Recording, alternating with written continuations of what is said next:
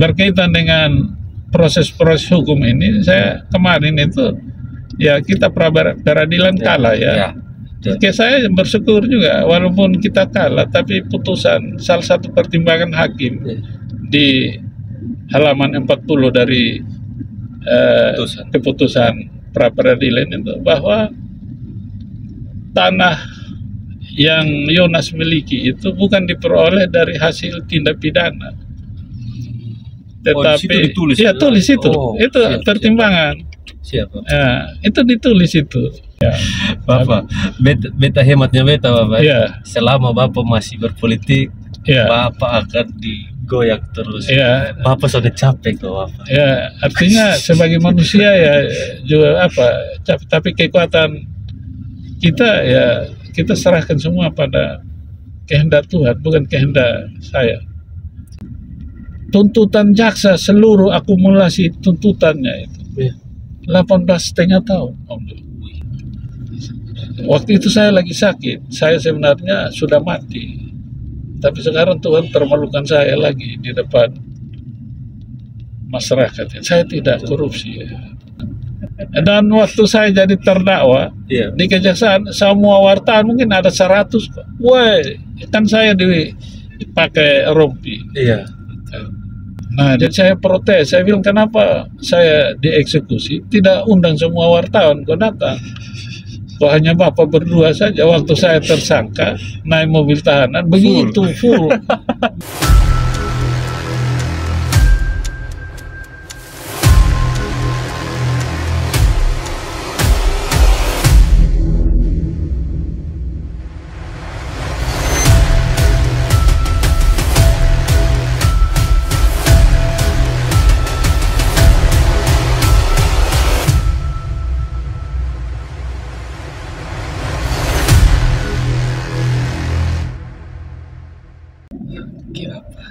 Jadi hari ketong jalan-jalan dong. Iya.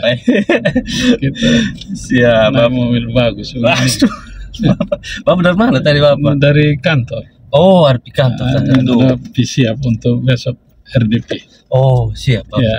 Ini suganggu Bapak. Sonde bagus. Sejadwalkan. Ya. Bapak, terima kasih banyak Bapak. Semua diajak Pasiar Oto. Akhirnya nih. Ya Om Jo, makasih banyak. Siap Bapak. Ini baru pertama kali juga. Betul, ini pertama kali beta satu oto dan Bapak juga selama hidup. Selama ini ketong hanya lihat-lihat di baliho, lihat-lihat di media, tapi ini hari beta satu oto dan Bapak nih luar biasa sekali. Rasa terhormat sekali Om Jo bawa mobil bagus. Waduh, Bapak mulai. Apa kabar nih Bapak? Baik. Biasa ini tambah sehat, tambah ganteng sama Bapak. Habis hidup harus begitu, bersyukur dengan apa yang Tuhan kasih ya. Siap. Itu tiap hari kita bersyukur walaupun diperhadapkan dengan banyak persoalan. Tapi kita tetap bersyukur ya. Sebagai anak-anak Tuhan ya. Gitu. Ini semua jalan-jalan Tuhan atau Bapak yang potong pasti mampu lewat gitu Bapak. Pasti kan Tuhan sudah janji bahwa Dia uji kita tidak melebihi dari kekuatan yang ada pada kita. Betul sekali. Itu Om Jo. Siap Bapak. Prinsipnya itu. Astaga. Oke Bapak. Beta ini hari kepingin bahas soal perjalanan karirnya Bapak dari dulu waktu muda sampai pada titik ini. Jadi Jonas Salian yang sekarang ini luar biasa nih Bapak. Buat Bapak mau saudara yang mungkin belum tahu beliau di sebelah ini siapa, tapi kebanyakan sudah tahu lah beliau ini siapa. Beliau adalah Bapak Jonas Salian, mantan Sekda Bapak Sekda Kota Kupang 5 tahun dulu. 5 tahun Bapak dulu 2002-2007. Siap. Terus mantan Wali Kota Kupang tahun 2012 2017 Bapak. Terus Ketua DPD 2 Golkar Kota Kupang. Terus sekarang juga Ketua Komisi 3 Bapak. Komisi 3 di DPRD Provinsi Nusa Tenggara Timur. Memang salah satu politisi senior lah di Kota Kupang ini. Sebelum ketemu bahas ke apa ya Bapak? Perjalanan karir Bapak ya. Iya, iya. Sebelumnya beta mau tanya Bapak. Iya, iya. Bapak pernah menyangka ke sana Bapak akan ada sampai pada di titik yang saat ini? Kita waktu itu masa kecil 25 tahun di Semau. 25 ya, tahun 25 ya, karena papa menteri kesehatan, satu-satunya menteri kesehatan di Semau. Jadi saya tamat SD di Semau.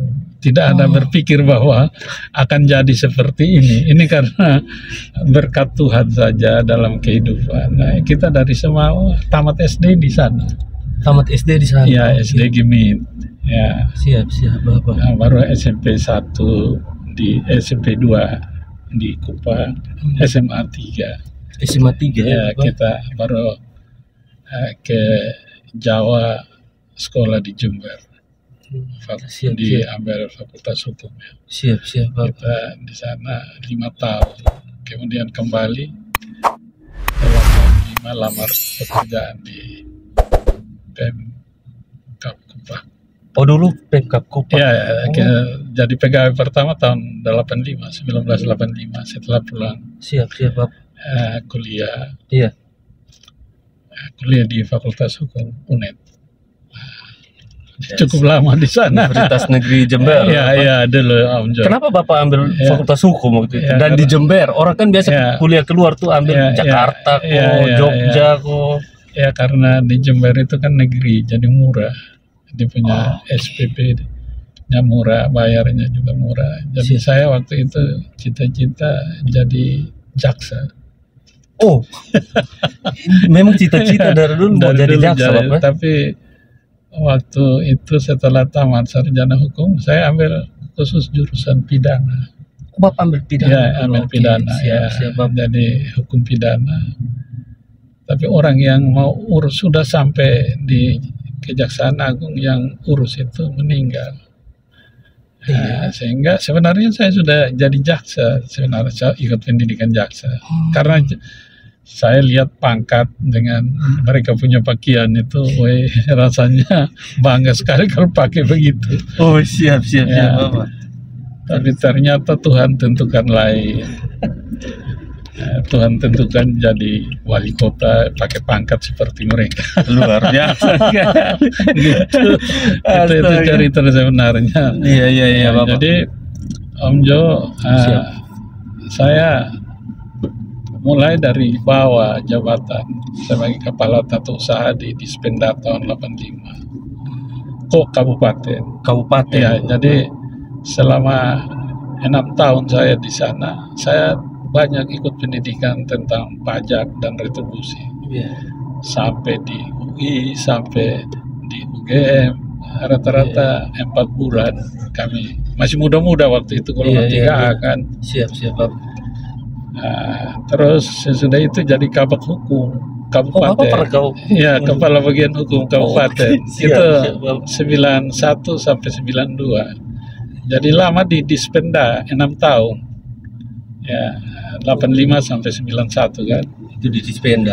Terus jadi kepala bagian hukum. Di pemerintah Kabupaten Kupang. 2 tahun itu tiba-tiba saya dimutasikan ke kota administratif Kupang.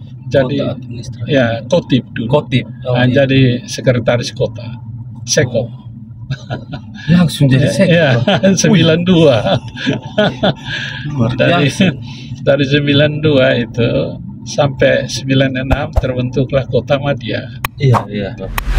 Karena pangkat rendah waktu itu masih golongan 3C. Ya, jadi asisten 2 bidang pembangunan ya. Siap. Itu hanya 2 tahun saja, dari 96 sampai 98 terus jadi kepala dinas pendapatan yang cukup lama di kota Madia. Ya, Kadispenda itu dari 98 sampai 2002. Lumayan lama. Ya lama Kadispenda, sehingga PAD kita cukup tinggi karena selama muda itu masih golongan 3 itu ikut pendidikan kursus perpajakan dan retribusi daerah. Pokoknya untuk peningkatan PAD jadi cukup tinggi. Iya. Kita dari itu 2002. Iya. Dari kepala Dispenda jadi sekretaris daerah kota. Ya, sekda selama 5 tahun. Sampai 2007. Terus ikut pilkada kota. Ya, itu posisi Bapak masih ASN. Ya, ASN. Waktu itu kan boleh. Ini boleh ikut sama, tapi jabatannya hanya yang dicopot. Oh, jadi masuk kembali staf jadi biasa. Saya setelah kalah dengan Pak Danado 2007. Iya. Saya ditarik ke provinsi. Oh, pindah ke provinsi. Jadi staf itu saya pindah ke provinsi itu 2007. Setelah kalah ditarik ke provinsi jadi staf di Badan Diklat. Ya, 2007 sampai 2010 ya, baru saya oleh gubernur angkat jadi staf ahli gubernur bidang ekonomi pembangunan. Ya cukup panjang. Jadi di staf ahlinya gubernur, jadi saya bilang Pak Gub waktu itu almarhum Lebu Raya, saya ini staf ahlinya seluruh ASN di NTT karena staf ahli gubernur. Betul. Habis itu 2 tahun ikut pilkada kota independen. 2012 betul. 2012 jadi wali kota 2 sampai 2017. Terus maju lagi untuk kedua kali kalah dengan Pak Jeffrey. Sehingga saya sempat nganggur 2 tahun ya. Tidak, karena itu sudah pensiun. Saya minta pensiun dini di tahun 2015 karena seharusnya saya pensiun sesungguhnya 60 itu di 2018, tapi karena mau pimpin partai Golkar jadi ketua, kita mengundurkan diri dari ASN, pensiun dini lah. Ya, jadi dapat hak pensiun dengan golongan pangkat waktu itu ini 4E. Paling puncak sudah untuk ASN itu sudah 4E. Sudah mentok ya. Itu bukan dapat waktu penghargaan, tapi memang masih dia aktif. 2015. Siap. Jadi dia punya pangkatnya pembina utama. Itu 4E. Itu tertinggi dari semua pangkat yang ada di ASN, paling tinggi. Sesudah itu 2 tahun kita kunjungi keluarga warga kota, minta dukungan untuk jadi anggota caleg DPRD provinsi. Dan pada 2019 terpilih sebagai anggota DPRD dengan jumlah suara cukup paling banyak dari 65 anggota DPR di provinsi, yaitu 26.000 lebih. Waktu itu kita tidak ada jabatan apa-apa. Ini pensiunan, ini pengangguran sudah. Ya. Apalagi dengan kasus tanah di depan Hotel Sesando. Betul. Tapi tujuannya agar warga tidak boleh pilih saya, tapi karena bilang saya korupsi, tapi rakyat tetap sayang saya, warga kota. Mereka pilih saya 26.000 suara. 6.000 untuk ukuran kota caleg sebanyak itu. Oleh karena itu terpilih sebagai anggota dewan, dipercayakan oleh fraksi pimpinan Partai Golkar, Pak Melki, dengan ketua DPR provinsi, dan kami jadi ketua komisi 3. Sampai saat ini sebagai komisi 3 itu bidang apa tuh, itu keuangan dan pendapatan daerah. Kembali lagi karena basicnya di situ. Urus APBD untuk 22 kabupaten. Ini skopnya lebih besar. Kemudian kita juga sampaikan terima kasih kepada seluruh warga kota, walaupun kita didera dengan persoalan hukum yang tidak jelas ujung pohonnya itu. Masih bergulir terus itu artinya warga tetap pilih saya jadi anggota DPR lagi tahun 2024-2029 untuk dapil NTT 1 ini jumlah suara saya 19.100 lebih suara, jadi agak turun dari 26 turun karena kita hanya minta belas kasihan masyarakat saja waktu itu. Kita tidak pakai uang karena kebanyakan kemarin caleg itu banyak yang gunakan uang tapi sudahlah, itu hak mereka mereka punya. Sehingga basis-basis saya yang di pinggiran kota itu semua lari karena dibayar.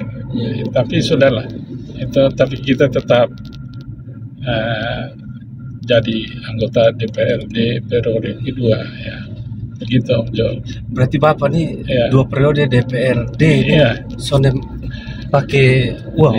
Tidak, hanya minta belas kasihan masyarakat karena mereka selama 5 tahun sama-sama saya 2012-2017 itu program-program pro rakyat itu yang kita utamakan, kebutuhan masyarakat yang berpenghasilan tidak kecil gitu, yang kecil ya kita prioritas, ya dikatakan orang-orang yang tidak mampu dalam finansial ekonomi ya, mereka sangat merasakan. Contoh waktu itu 2012-2017 itu berobat hanya tunjukkan KTP gratis, betul. Pemerintah kota yang talangi seluruh biaya pengobatan, entah mau nginap 1 bulan, nginap ya itu semua gratis ya. Bapak sudah tahu strateginya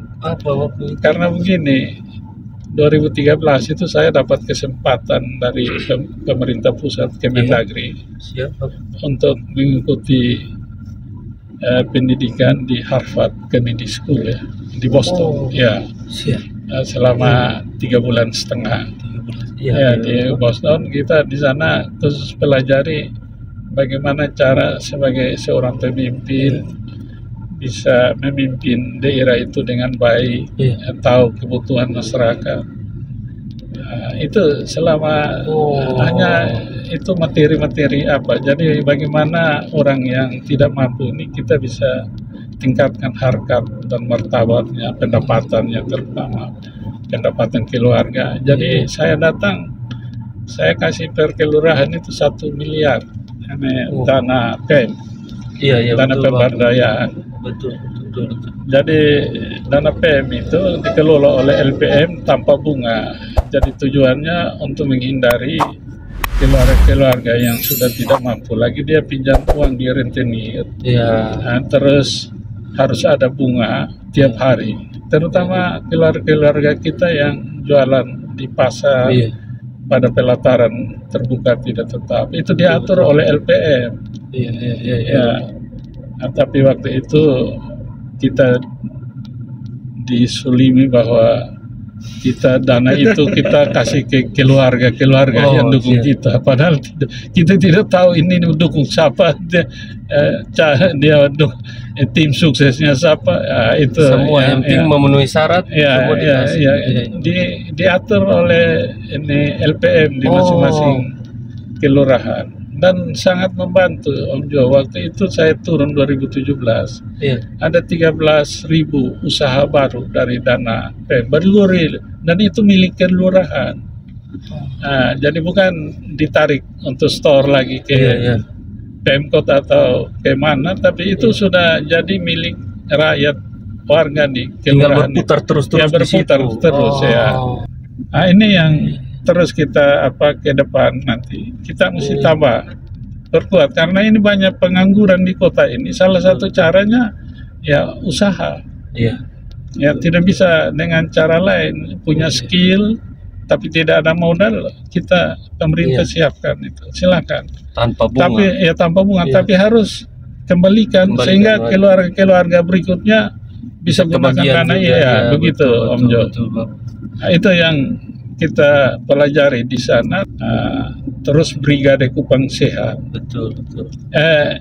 Ini ya Brigade Kupang Sehat itu BKS itu saya suruh buat di kantornya berdampingan dengan pemadam.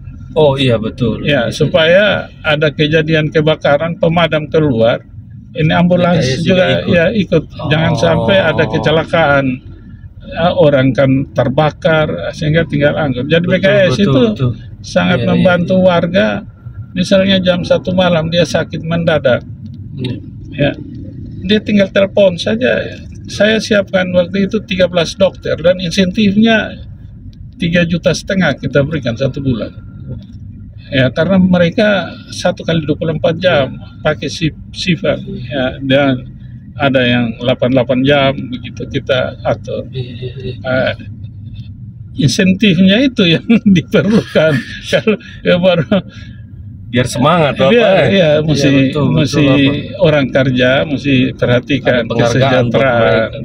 Jangan hanya perintah saja.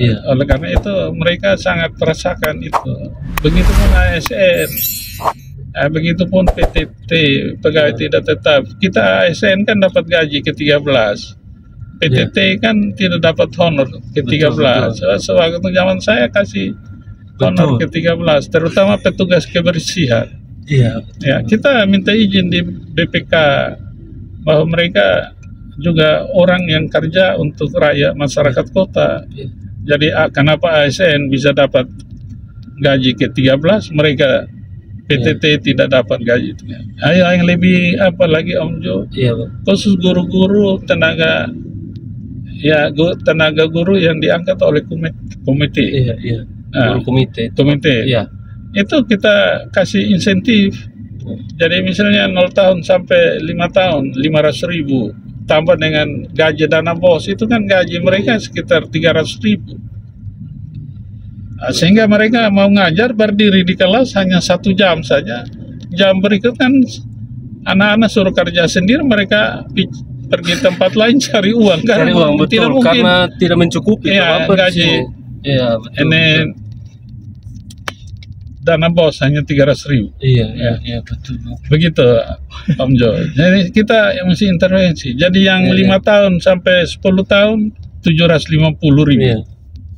10 tahun ke atas kita kasih 1 juta 1 bulan. Itu untuk guru-guru komite yang diangkat oleh komite di masing-masing sekolah. Itu karena kewenangan kita kan sekarang kan tinggal SD, SMP,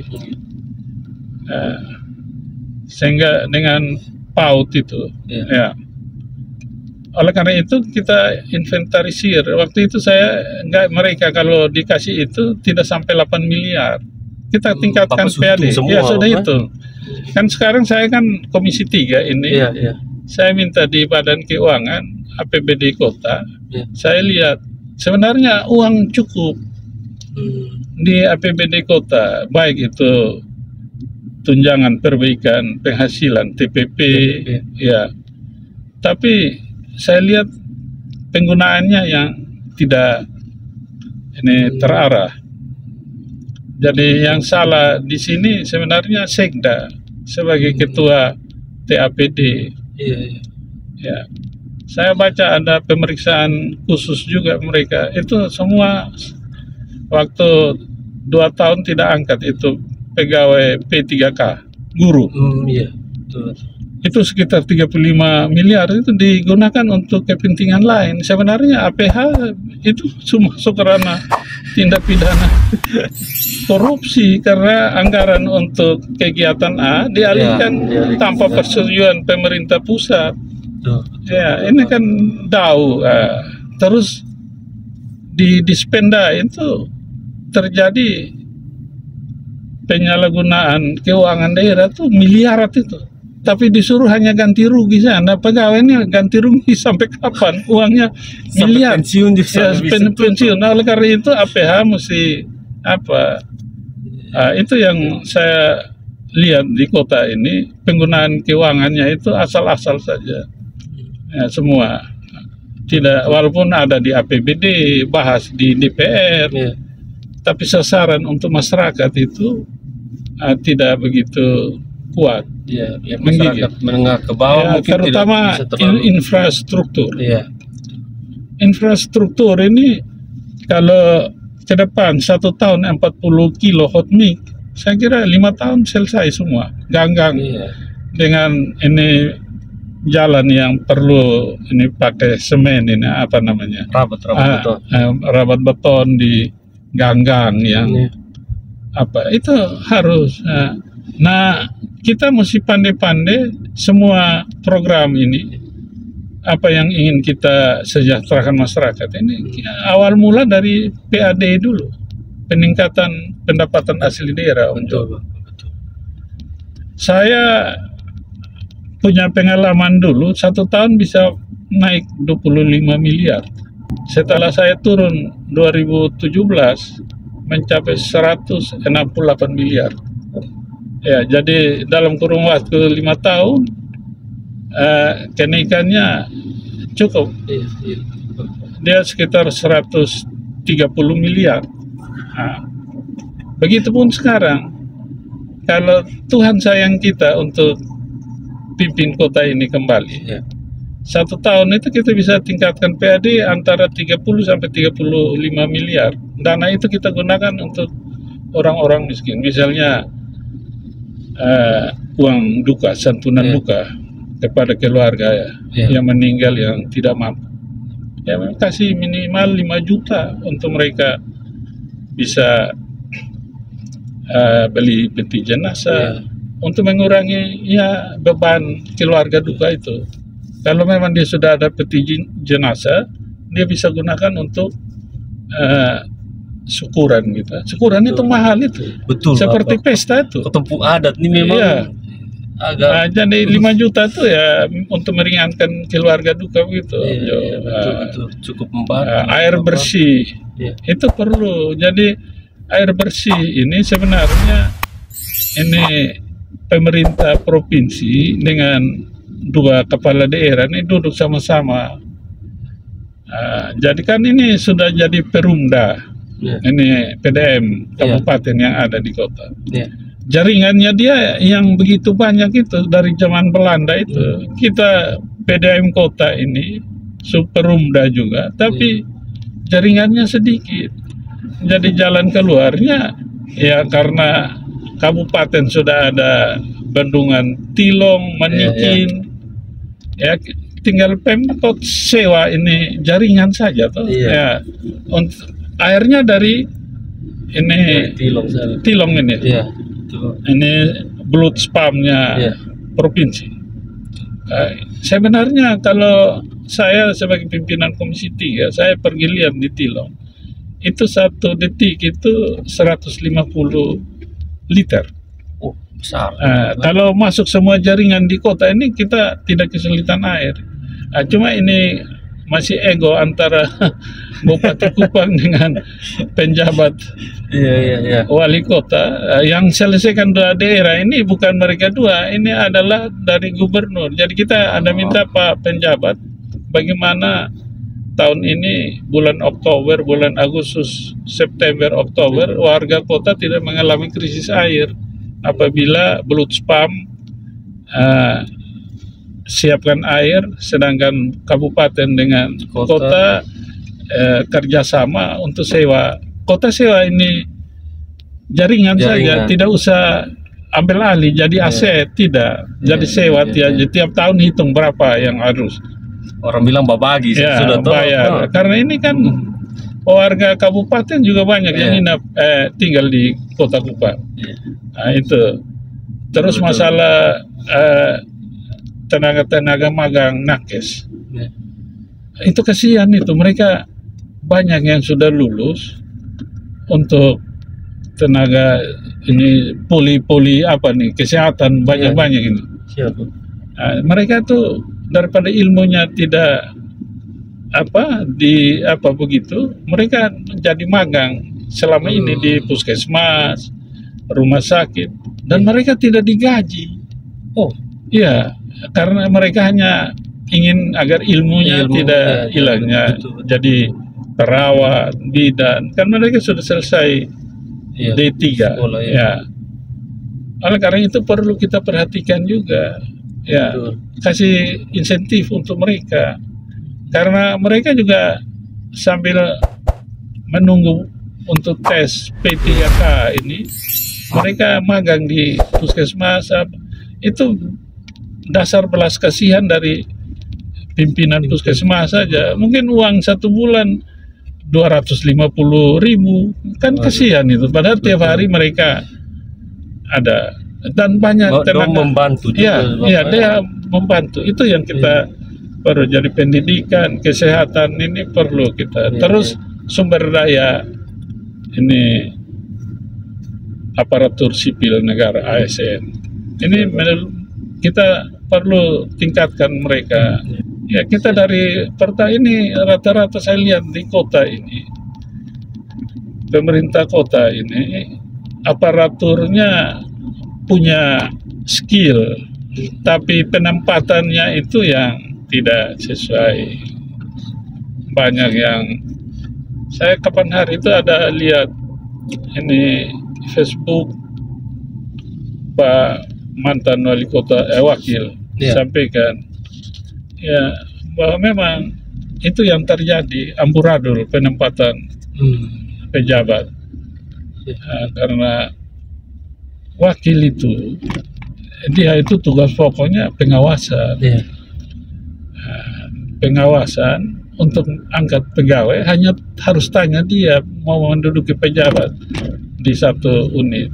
Dia kan yang tahu, oh ini dulu ini orang ini makan uang, kok diangkat jadi pejabat eselon 2. Orang ini dulu ya punya rekam jejaknya kurang banget. Itu tugasnya wakil wali kota. Jadi wali kota mesti tanya di dia gitu. Karena itu tugas pokoknya wakil wali kota. Tidak ada tugas lain selain tugas-tugas yang didelegasikan kepada wakil wali kota oleh wali kota gitu. Jadi dia khusus untuk disiplin pegawai. Jadi untuk menentukan pejabat itu harus melibatkan wakil wali kota. Tidak bisa wali kota sendiri dengan tim suksesnya, rusak ini ya. Dan saya akui apa yang disampaikan oleh ini mantan wakil wali kota nih, kita punya Pak Dr. Herman Man ini. Itu memang itu kalau orang tidak pengalaman repot itu. Bukan kita bilang kita birokrasi ini yang paling hebat. Tapi pengalaman ya itu, orang butuh pengalaman dalam mengelola pemerintahan. Jadi kesejahteraan aparatur itu harus diutamakan, bukan kesejahteraan tim sukses dorang. Itu tidak benar sudah itu yang terjadi ya. Kalau dari dalam kita tidak ini satu langkah dengan mereka, pegawai itu butuh kesejahteraan saja yang diperhatikan. Saya di provinsi saya bilang Pak penjabat gubernur, khusus untuk pegawai-pegawai di provinsi itu Pak harus perhatikan dia punya TPP-nya itu. Walaupun kecil, tapi itu mereka bisa gunakan untuk kredit motor, untuk kasih biaya anak-anak kuliah. Itu kalau kesejahteraan aparatur kita tidak perhatikan, maka dalam melaksanakan tugas itu akan terjadi ketimpangan yang tidak sesuai harapan yang kita tuju. Itu Om Jo ya. Jadi ke depan khusus aparatur ini kita yang penting masyarakat ya, kami tahu apa yang masyarakat butuh ya. Jadi jangan ragu-ragu begitu, karena kelola satu pemerintahan, satu daerah itu butuh pengalaman dan pengetahuan yang cukup tentang pemerintahan. Siapa saja bisa jadi wali kota, siapa saja. Jo juga bisa. Tapi manakala Jo memanage pemerintahan tanpa ada pengalaman repot. Harus bisa terima masukan. Jadi alasan apa ada kepala dinas perintah A dibikin B.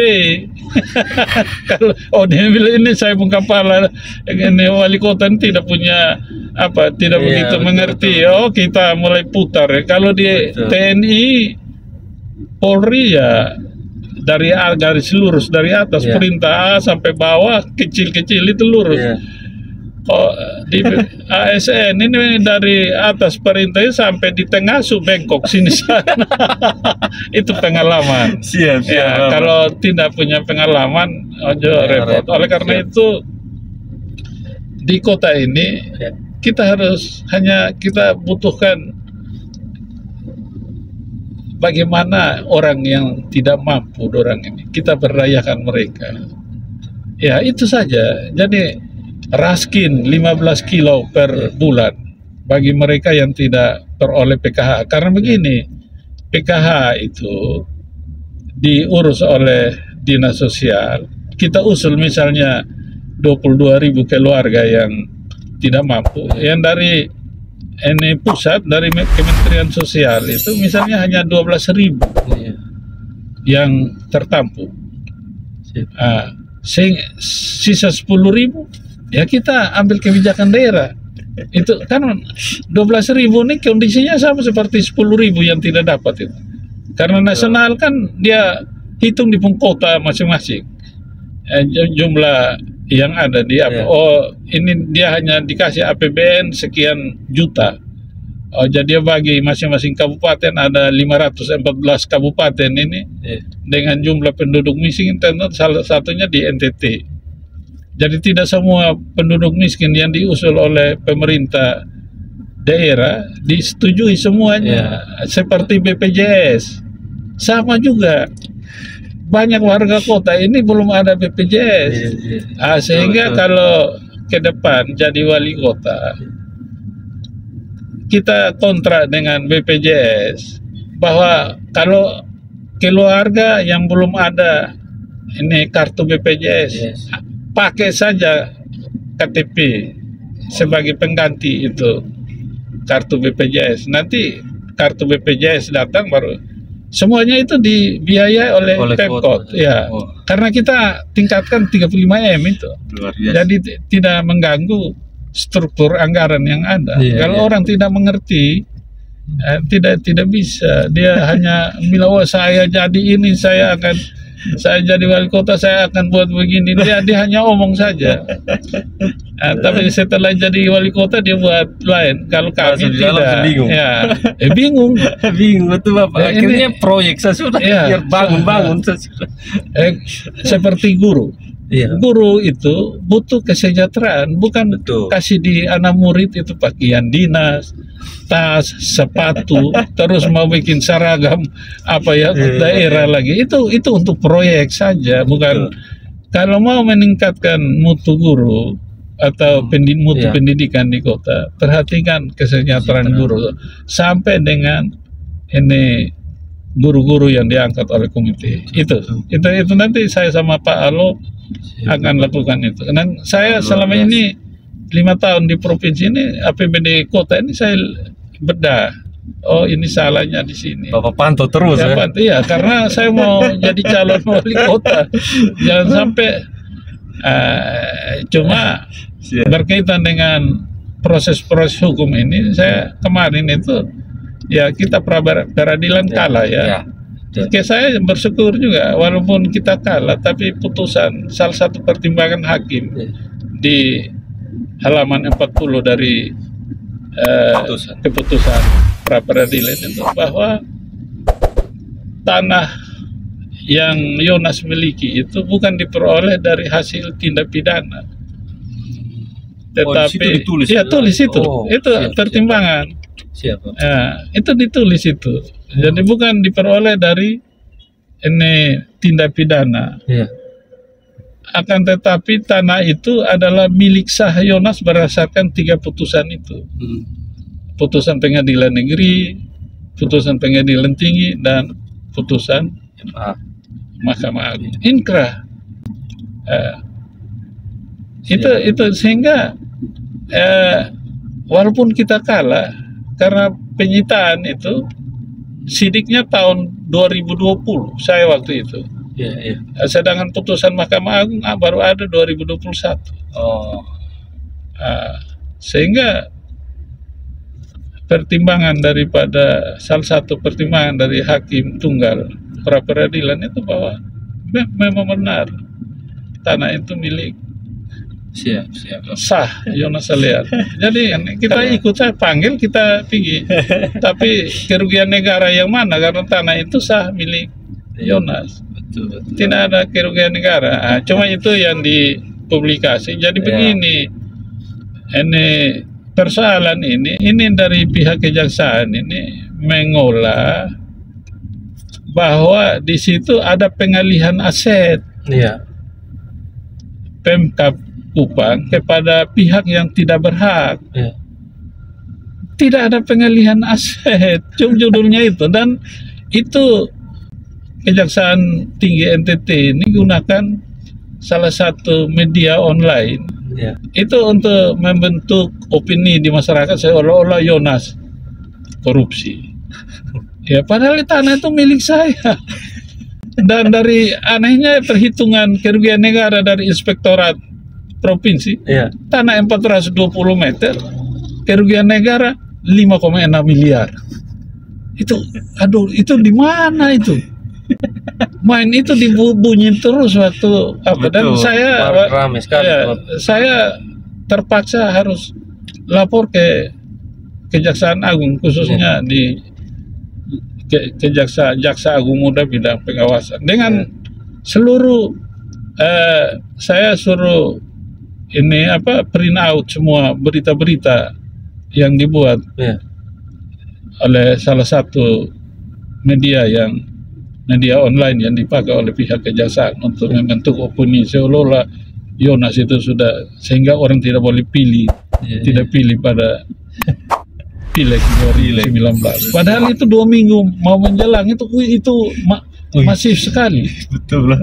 Sampai warga marah, pendukung saya marah, tapi saya bilang tidak. Kalian diam saja, jangan proses hukum tetap jalan, masih ada. Dan kita bersyukur Tuhan kasih jalan keluar melalui pra peradilan itu. Walaupun kalah, putusannya begitu. Jadi sekarang tergantung pihak kejaksaan saja. Tapi anehnya tiap 5 tahun kok saya jadi aneh. Apakah kejaksaan ini kemarin itu mereka persoalkan pasal 68 tentang hakim ketua pengadilan tidak tanda tangan itu sita yang sita, penetapan sita oleh pengadilan itu oleh wakil ketua tindak pidana korupsi pengadilan negeri berdasarkan surat edaran Mahkamah Agung. Sedangkan putusan Mahkamah Agung saya punya sudah inkrah, mereka tidak anggap ini. Berarti penyidik di Kajati ini mereka diperhadapkan Jaksa Agung dengan Mahkamah Agung, karena semua kasus ini kan harus melalui pengadilan. Jaksa kan sebagai penuntut umum saja. Ini saya juga Om Jo tapi sudahlah kita ikuti sebagai warga negara yang taat hukum. Mereka panggil kita pergi. Begitu. Karena tapi semua putusannya sudah jelas itu. Kembali ke persoalan kepala daerah caleg. Saat ini kita lagi cari partai untuk koalisi.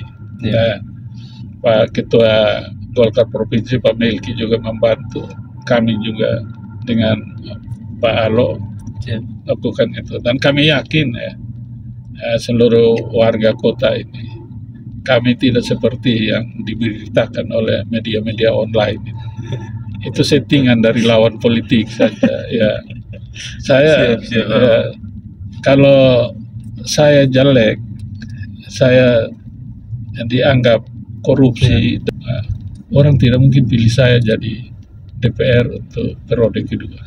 Dan Tuhan juga pasti sonderestui ketemu punya apa-apa.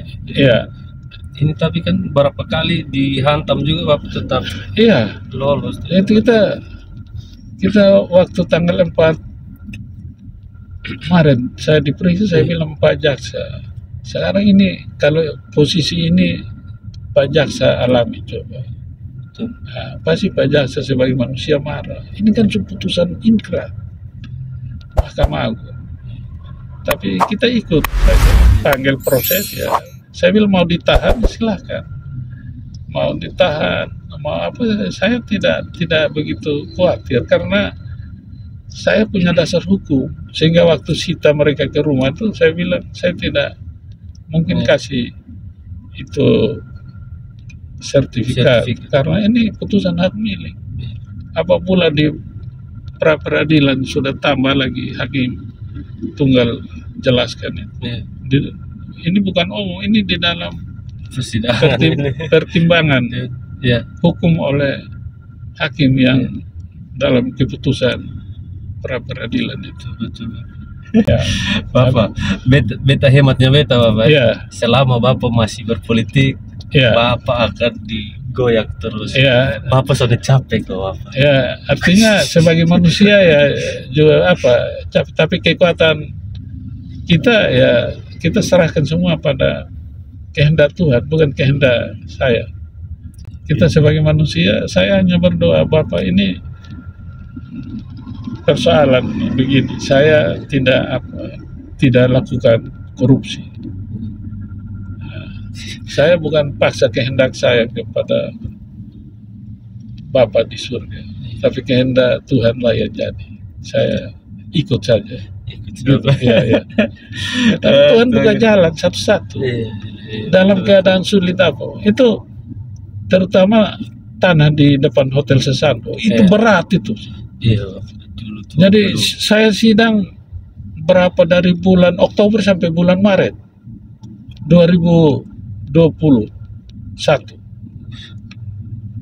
Sengsara benar tiap kali datang karena sebagai terdakwa gaji di DPR juga terima hanya 2 juta satu bulan. Ya karena dipotong karena status terdakwa tuh. Sengsara.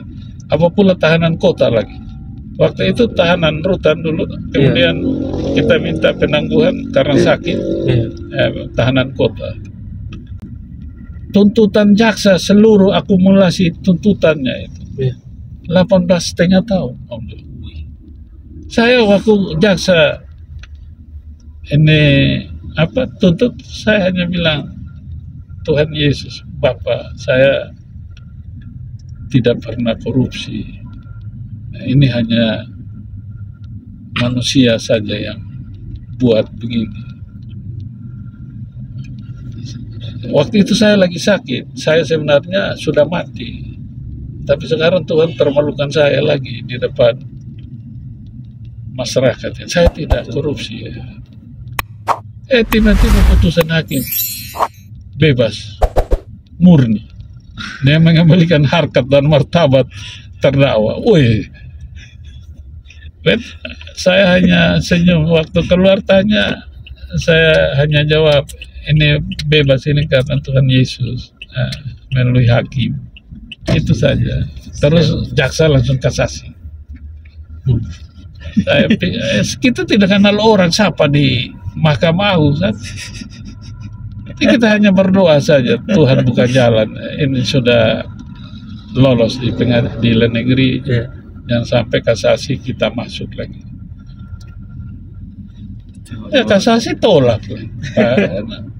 Dan waktu saya jadi terdakwa di kejaksaan, semua wartawan mungkin ada 100 kok. Kan saya dipakai rompi. Nah di mobil. Tapi waktu eksekusi hanya 2 jaksa yang datang, staf dan di rumah. Ini sebenarnya saya sudah tidak mau tanda tangan untuk eksekusi ini putusan Mahkamah Agung.